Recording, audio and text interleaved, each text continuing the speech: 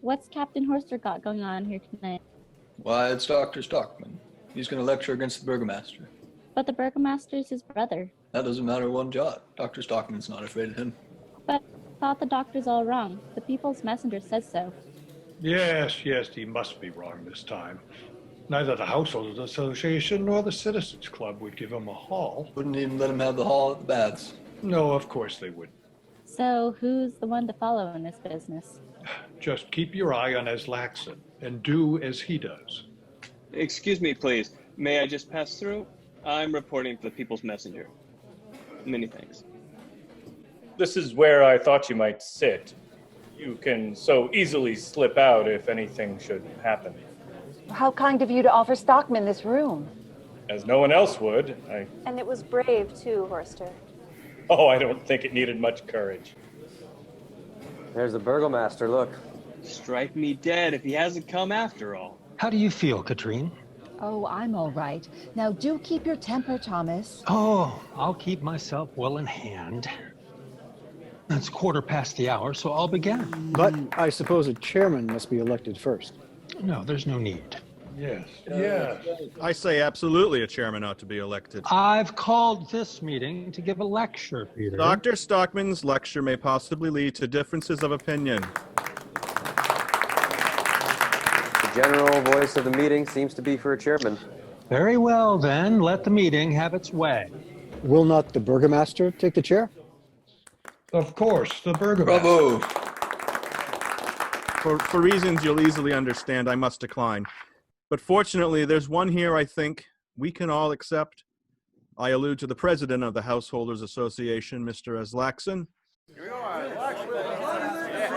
If my fellow citizens call, I cannot refuse.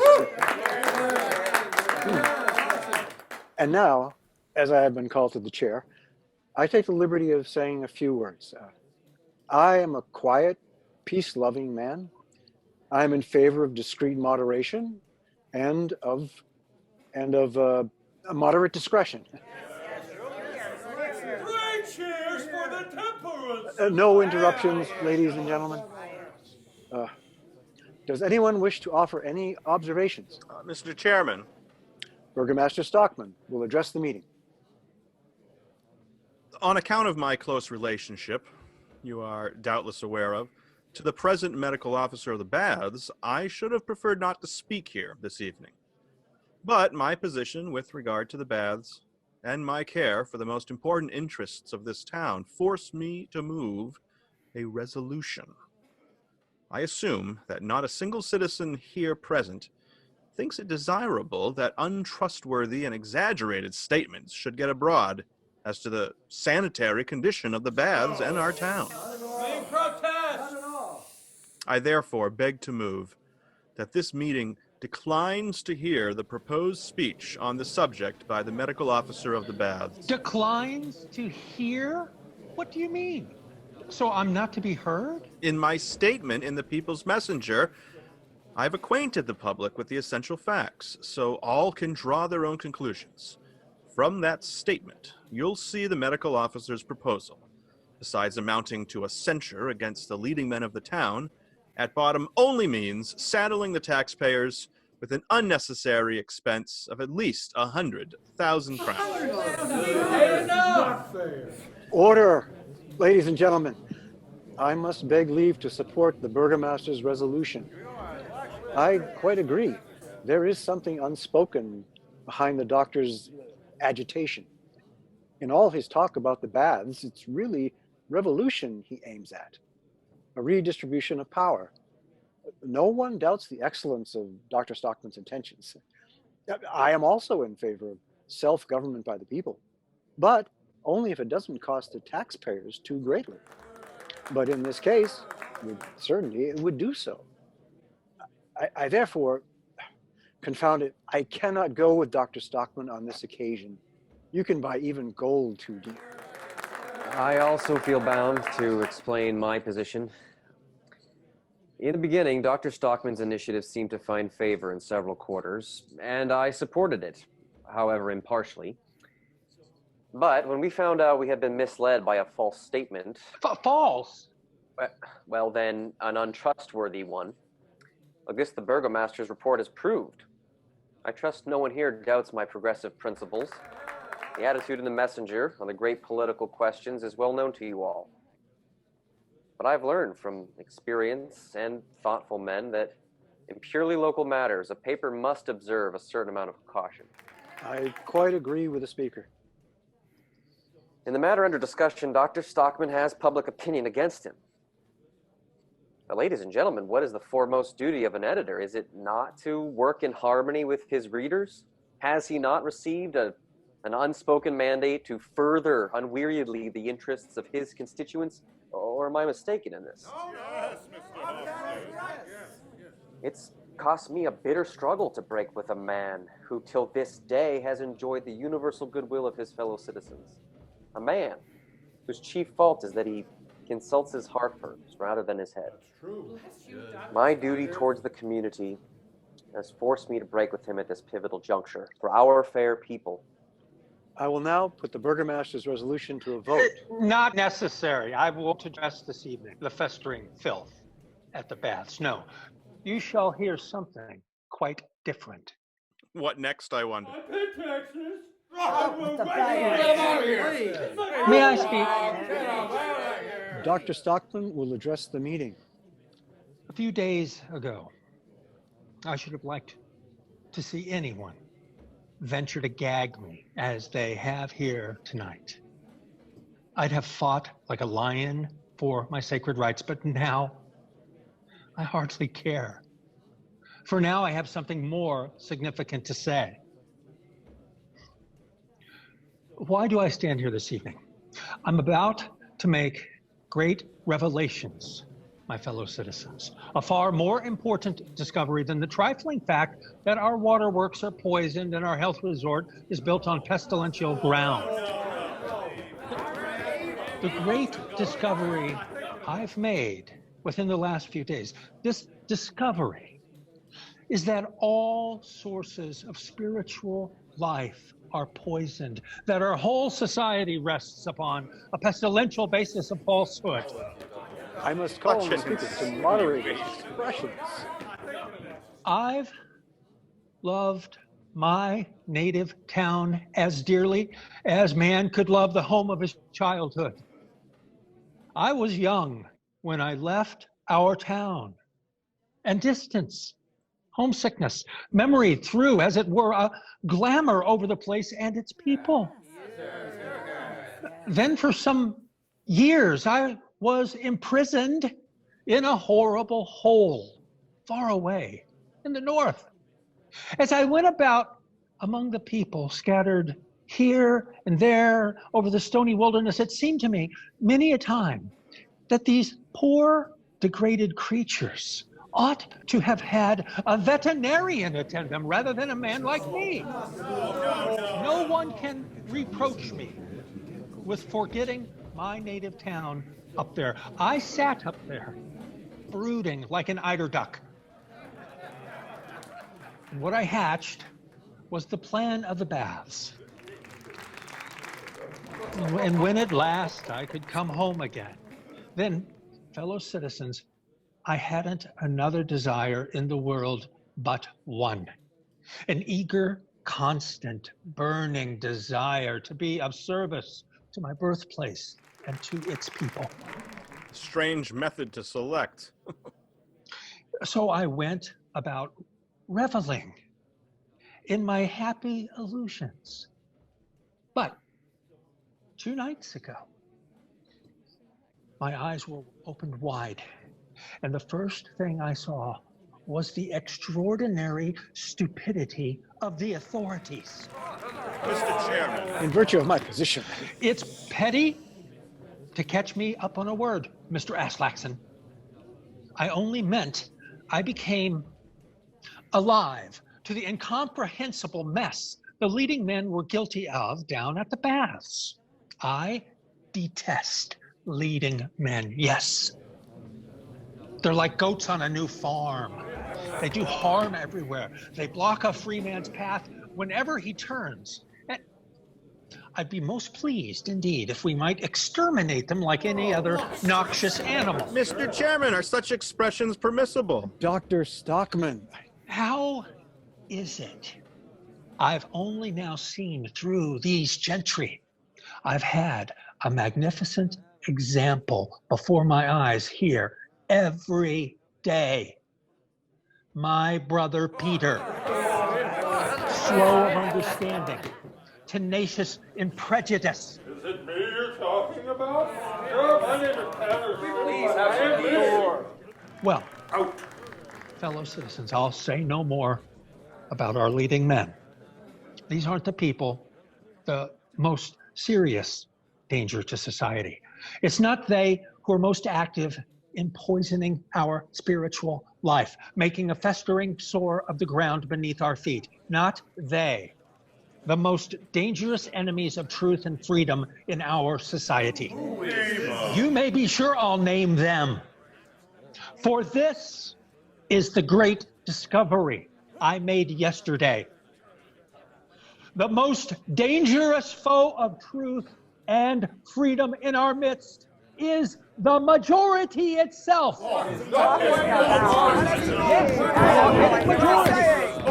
I request the speaker to withdraw his ill-considered expressions. Never, Mr. Aslaxon. For it's this very majority that robs me of my freedom and forbids me to speak the truth. Right is always on the side of the majority. The majority? Never right, never. That's one of the lies a free-thinking citizen must rebel against. Who are the majority in any given place? The wise or the fools? Fools are an overwhelming majority, the wide world over. Yes, yes! You can shout me down, but you cannot say I'm wrong. The majority has might, unhappily, but right? It has not. I and the few who stand on logic and authority, we are in the right. The distinguished few. So Dr. Stockman seems to have turned elitist on us. Let's talk of the few persons among us who've brought the new discoveries to light. They stand out so far out ahead that the so-called independent majority has not yet caught up. And there, they fight for truths, realities too new in the world to have won over the stale-brained mob. Now the doctor wants to insult us all. Yes, by heaven, Mr. Hofstad, I'm in revolt. What sort of facts does the majority rally round?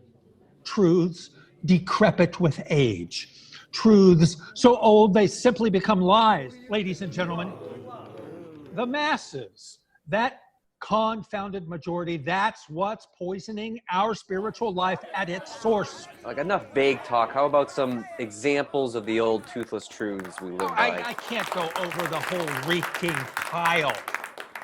But there's one staggeringly old supposed fact, a hideous lie at bottom, one which Mr. Hofstad, his messenger, and all its followers stand by. And that is? That's the doctrine you've inherited from our forefathers, that the multitude, the vulgar herd, the masses, are the soul of the people, that they are the people, that they have the same right to condemn and sanction, to counsel and to govern as the intellectually distinguished few. Who do you think you are? Well, strike me dead. Citizens, please note that I make no pretensions to distinction. I come of simple peasant stock. Proud my roots lie deep within the common people, who are now being jeered at. The common people I speak of are not found among the lower classes alone. They crawl and swarm to the very summit of society. Look at your smug, respectable burgomaster. My brother Peter belongs as much to the common people as any man on two legs. I protest such characterizations. Like myself. He's descended from a horrid old pirate from Pomerania. That's our An absurd ancestry. tradition, utterly groundless. But he only thinks the thoughts and holds the opinions of his official superiors. Such men belong to the mob. That's why my distinguished brother Peter is at bottom so undistinguished, so unprogressive. So the Mr. Chairman. distinguished people in this country are the progressives? There's me light on the subject. Yes, and this too follows. Progressive thought is the same as morality. It's unforgivable that the messenger proclaim day after day the false doctrine that it's the masses, the independent majority, that monopolizes progress and morality, that vice and corruption leach out of learning and cultural advancement like the filth oozing down to the baths from the Milldale Tan Works. It's an old, traditional lie that education demoralizes. No, it's stupidity, poverty, the ugliness of life that do the devil's work in a house not aired and swept every day. People lose their morality. Lack of oxygen chokes the soul. The majority strives to found the future upon a quagmire of outdated lies and fraud. I cannot allow insult to be leveled against the whole body of The citizens. chairman order the speaker to sit down. Then I'll cry out the truth at every street corner. I'll write to papers in other towns. The whole country will know how things go here. Sounds like he wants to ruin our town. Yes, I love my native town so I'd rather ruin it than see it flourish in a lie. That's putting it strongly. A man who would ruin a whole community is an enemy to his fellow citizens. It's a community built on criminal fraud should be leveled. People who live on lies should be exterminated. Your fabricated facts will poison the whole country. And if it comes to that, I'll say, perish the country. Perish all its people. Talks like he's an enemy of the people. There spoke the people's voice. As a citizen, I am deeply shocked at what I have had to listen to here. Dr. Stockman has unmasked himself in a way I'd never have dreamt. I am reluctantly forced to subscribe to the opinion just expressed. We should form this opinion into a resolution. I therefore move that this meeting declares the medical officer of the baths, Dr. Thomas Stockman, to be an enemy of the people. Fools that you are, I tell you. The doctor is out of order. A formal vote must be taken. Out of consideration for personal feelings, it will be taken in writing and without names. Have you any blank paper, Mr. Billing? Here's both blue and white paper. That'll do. We can manage more quickly this way. Tear it up. That's it. Blue means no, white means yes. I myself will go around and collect the votes. What's up with the doctor? What's he on about? You know how irresponsible he is. You've been at his house. Ever noticed the fellow drinks? Drinks on the table whenever you drop by. No, more likely subject to fits of insanity. Suppose madness runs in the family? Wouldn't be at all surprised. No, pure malice. He wants revenge for something. He did talk about a raise in salary the other day, but it didn't go through. Aha! Well, that's it then. I want a blue one, I do. And a white one. Yes, throw him Oh, Stockman. See where all this tomfoolery gets you? I've done my duty. And what did you say about the Milldale tanneries? You heard all the filth comes from them. From my tannery as well. Sadly, yours is the worst of them. Are you going to put that in the papers too? I can't keep anything back that I may have cost found. you dear, Dr. Stockman. Well, Captain, so you lend your house to enemies of the people. I suppose I can do as I please with my own, sir. Then, of course, you can have no objection if I follow your example. What do you mean, sir? You shall hear from me tomorrow. Wasn't that the owner of your ship? Yes, Mr. Vick. Gentlemen, I have now to announce the result of the vote. All with one exception, The drunkard. with the exception of one intoxicated man, this meeting of the citizens declares the medical officer of the baths, Dr. Thomas Stockman, to be an enemy of the people. Let's hear it for our fine old municipality. and for one who has so loyally put aside the claims of kindred, our able and energetic Burgomaster. The meeting is dissolved. 3 cheers for Aslaxon. Hip hip hooray! Hip hip hooray! Hip hip hooray! Aslaxon! My hat and coat, Petra. Captain, have you room for passengers to the New World? For you and yours, Doctor, we'll make room. Good. Come, Katrine. Come, children. Dear Thomas, let's go out the back way. No back ways, Katrine. You shall hear from the enemy of the people before he shakes the dust off his feet. I'm not so good-natured as certain persons I'll not say. I forgive you. You know not what you do. That's blasphemy, Dr. Stockman. Strike me dead. That's more than a serious man can take.